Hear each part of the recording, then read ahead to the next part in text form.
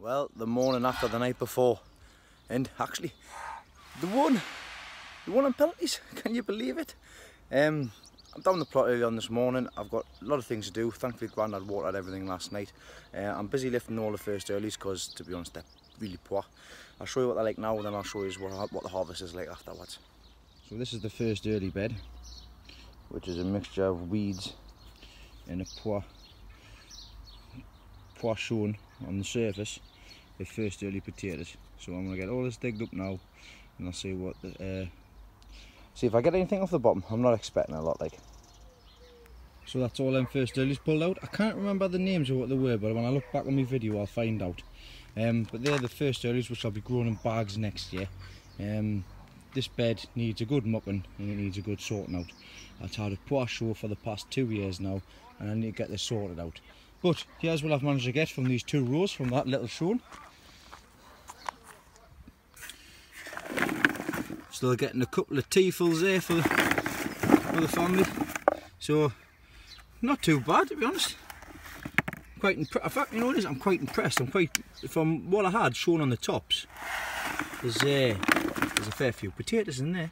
So they'll now get stored in some Hessian sacks, which I'll take home. I'll not be washing them. Don't wash them. They store longer if you don't wash them. So that's that done. I'm going to move on because I've got a few things I want to be getting done today. Next task I've just getting on with is these parsnips. I've de-weeded them down the side. As you can see this side, these are ones I believe I transplanted from when I thinned them out.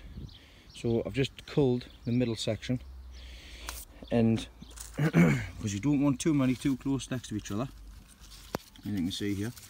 So I've started separating the smaller ones out, and even some gaps, but at the top I've just left them.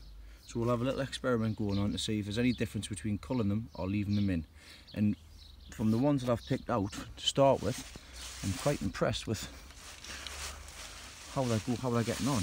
So there's the ones that I've pulled out because they're too close, and a couple of them are nice and straight.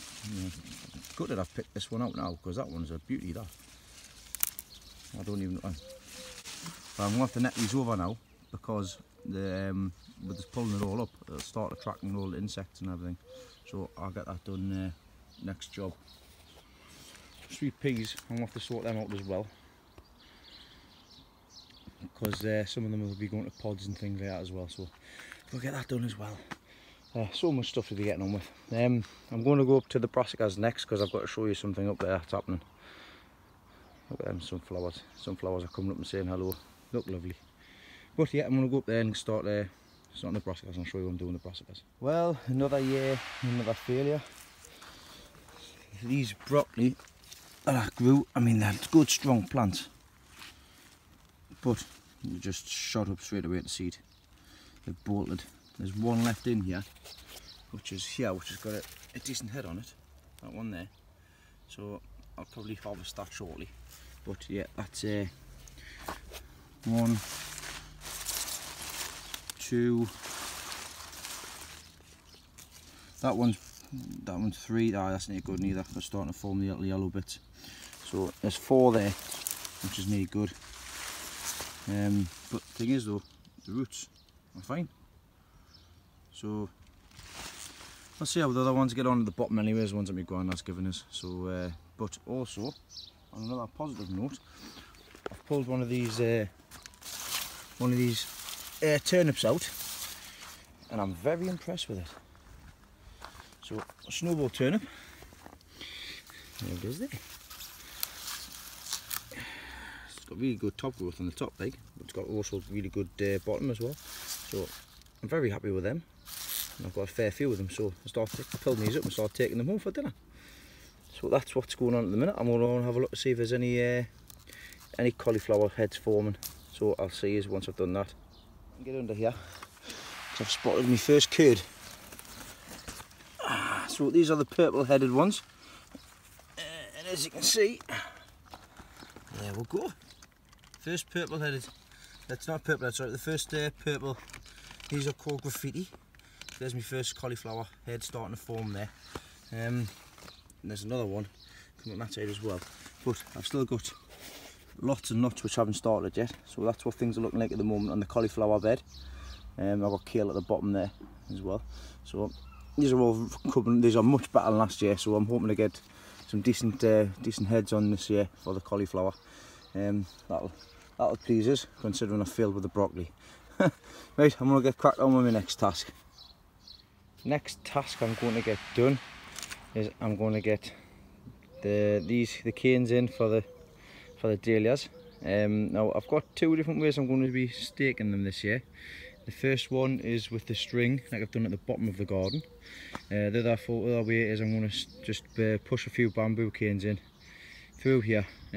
I'll show you them when I finish them though, and we'll see which ones work out better. So I'll show you once I've gotten that sorted out. I'm also going to pop on the rest of these dahlias into this section here. I'll leave these ones because they weren't fully rooted at the bottom of the pot when I first put these ones in. So I'm going to get this sorted out, chuck them strawberries, get this bit tidied up, put them in and stake everything up. So I'll see you once I've gotten that done. Okay, that's that done. Hey Mark, I'd have envy you doing all yours like 300 plants. I know what you mean when it comes to getting your fingers all the calluses and stuff on your fingers. So that's how I'm putting these ones in with the canes. 3 canes around, support them. So I've got them that way, which to be honest I've copied them off Mark, who does his like this. So I'll see how they get on, because when I put my dahlias in last year, I put them in the raised bed and I just left them. I'd never grown them before, so I didn't know what to expect. So when they got to about 5 foot high and they started falling over on things, I realised then I needed to support them. So this year I'm better prepared. So I've got this way in which I'm staking them, which I've gotten off, well, basically like I say, copied off Mark. But I've also got another way which I'm doing them, which is you've probably already seen. I've got these ones down here. There's a lad around the corner from mine with an allotment called Dahlia Steve, and he just does his like that. So he's got his posts on the end, which he's actually got screwed into the wooden frames, and he's got his string just wrapped around. So I've one there, then when they get a bit bigger, the next step will go around the top, and that's how he does his. So coming end of the season, we'll see which one works best. This way is more cost effective, because of course you'd have to buy bamboo canes, 3 per plant, so depending on how many plants you get, if you can get the bamboo canes cheap enough, fair enough, so we'll get a lot of them in the sale. But so that's how I'm doing them ones. Now I can't remember how many I put in there. I've gotten 100 and I've still got a few left, so I'll work it out now. So there's 78 bamboo canes in there at the moment, 3 per plant. So see how they go. It works well for Mark, I know it does. So see what happens.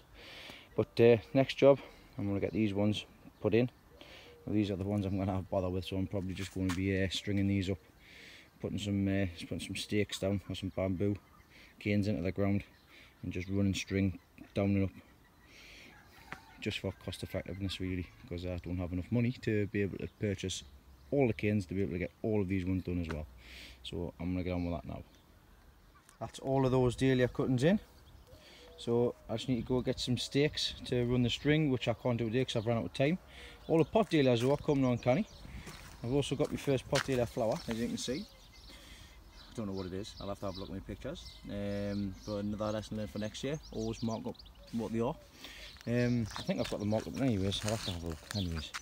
So that's all them in. I've also been and I've pulled one of the leeks out of the tunnel, because to be honest, it looked terrible. They're very poor, so I'm going to go home and get cooked. I've just picked up all of these sweet peas in this flower bucket. I'll let the wife deal with them. I've still got absolute tons on the plants. There, that's just these ones here, but the stems are too short, so I'll just leave them on, so the insects and that can have them, and they're pretty in the garden in any case. So that's them. I've also pulled my first lot of peas as well. That's at the back here. So I don't know what they're going to be like. So that's the peas there. So I'll just take my glove off and open them up. Thought I'd bring you in the greenhouse anyways, because it was a bit difficult doing it with one hand. Now I've just opened one up before there, and the peas weren't necessarily ready, like, but these are where they're at the minute. These are the first batch that I put in. As you know, I put them in staggered effect, and at the minute That's the size they're at the minute. So they're not quite ready yet, but they're good enough to eat. So I love taking fresh peas off. I'm sure everybody does as well, even if you don't like them. They're sweet as out there, and they're lovely. Hair screen shaft. They're beautiful. Now, I need to go next door and water everything off, because it's parched, absolutely parched again. So I've just put some more bamboo canes up on the chrysanthemums. But I've run out of I've run out of bamboo canes, so I need to go get some more. I think I'm 14 short, so I need to go get some more from there. And then I'm just going to sign off for today because I've got to go to work. So just bear with me. I'll see what's what. I need to go water the stuff, then I'll say me goodbyes for today. Well, there's my harvest for today. I'm taking a couple of lettuces home, snowball turnip, and a load of sweet peas. So I'll let the wife sort them out. But yep, that's me done for the day. So I'll catch you. I'll see what happens tomorrow. So I can't remember what time I'm working tomorrow, but see what happens over the next couple of days. Hello everybody, it's Friday evening. I've popped onto the allotment for a couple of hours before I head out. I will be down here Saturday and Sunday, so you'll see us then. I just thought I'd give you a quick update because I've got too much stuff to do, so I haven't got time to video record at the moment. So just to show you, the yellow bush chrysanthemums that I had spare from the ones that I potted on in one of the previous videos. I left these in because I didn't have any shown, so I need to get these potted up so you can see there. Cracking root system on them. But also the geraniums, which I bought, they're the ones I actually bought full price. I popped them in the cell trays. These were 3 weeks ago. I just popped them in, took the cuttings, popped them in, and this is where they stand at the minute. I'll pull one up. See if we can get one here. So there's nothing on that one at the present moment in time. I believe there is one. There is something on this one. So as you can see, little roots developing on the bottom there. So my plant is working. So I'll just leave the rest of these in here at the moment and let them go. So these ones are working. Hopefully the other ones are working as well. So these are the pink geraniums, like I say, I got from Morrison's. So the cuttings are working. So I should have another 10 geraniums there for next time round. So they're coming on canny, so I've got all of them to leave them, and I've got the yellow bush chrysanthemums to pot up.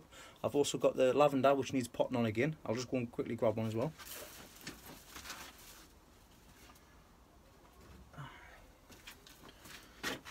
So there's from the little itty bitty one.